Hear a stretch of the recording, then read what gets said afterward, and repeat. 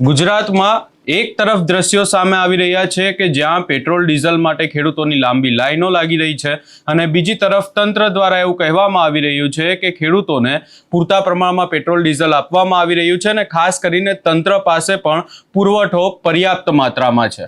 શું છે સમગ્ર મામલો એની વિગતે ચર્ચા કરીશું। નમસ્કાર, હું છું ઉજ્જવલ અને આપ જોઈ રહ્યા છો નિર્ભય ન્યૂઝ। એક તરફ તંત્ર દ્વારા એવી જાહેરાત કરવામાં આવી કે ખેડૂતોને 200 લીટર જેટલું ડીઝલ આપવામાં આવશે, એટલે એવું લાગ્યું કે હવે ખેડૂતોની સમસ્યાઓનો અંત આવી ગયો છે અને ખેડૂતોને પૂરતા પ્રમાણમાં ડીઝલ મળી રહેશે।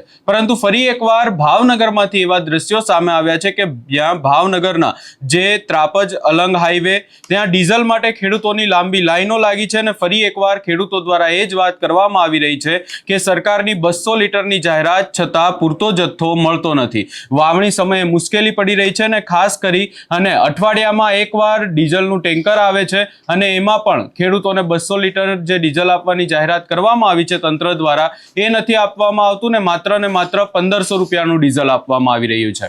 બીજી તરફ આજે ગાંધીનગરમાં એક મીટિંગ મળી હતી ને મીટિંગમાં પેટ્રોલ ડીઝલને લઈને અનેક ચર્ચાઓ થઈ અને જ્યારે જે મંત્રી છે એમને પ્રશ્નો પૂછવામાં આવ્યા ત્યારે એમના દ્વારા એવું કહેવામાં આવી રહ્યું છે કે આપણી પાસે પેટ્રોલ ડીઝલનો જથ્થો પૂરતો છે। વધુમાં સમગ્ર બાબતને લઈને ખેડૂતો શું કહી રહ્યા છે અને બીજી તરફ મંત્રી ઋષિકેશ પટેલ દ્વારા શું કહેવામાં આવ્યું એ પણ સાંભળી લઈએ।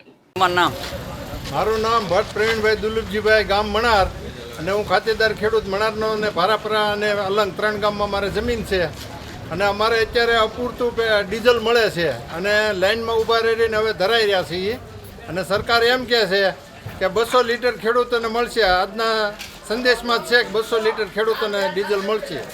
હજી અહીંયા 1500 રૂપિયાના ડીઝલમાં લાઇનમાં આખો દી ઊભા રહીએ, અઠવાડિયે ડીઝલ આવ્યું તો અમારે કેટલી ઘડી આ કામ કરવું કે અહીંયા ઊભું રહેવું?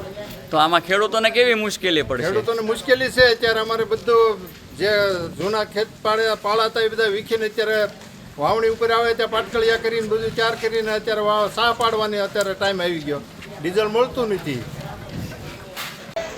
મારું નામ ઓમદેવસિંહ નટુભા ગોયલ, ગામ ભાકલ, ઘોઘા તાલુકો।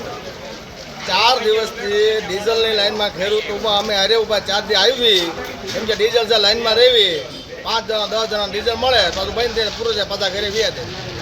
તમને કેટલી તક, ખેડૂતોને કેટલી તક મુશ્કેલી પડે? ખેડૂતની મુશ્કેલી પૂરેપૂરી। અત્યારે ડીઝલ મળતો નથી, બહાર એમ કહે છે ડીઝલ મળે છે પણ ડીઝલનો સ્ટોક જ નથી આવતો। આ રાતના વારામાં બેઠા છે છતાં ડીઝલ મળતું નથી। ભારતમાં ખરાબ નહોતી, આજે જથ્થો અનામત આપણી પાસે પૂરતો છે, કોઈએ પેનિક થવાની જરૂર નથી।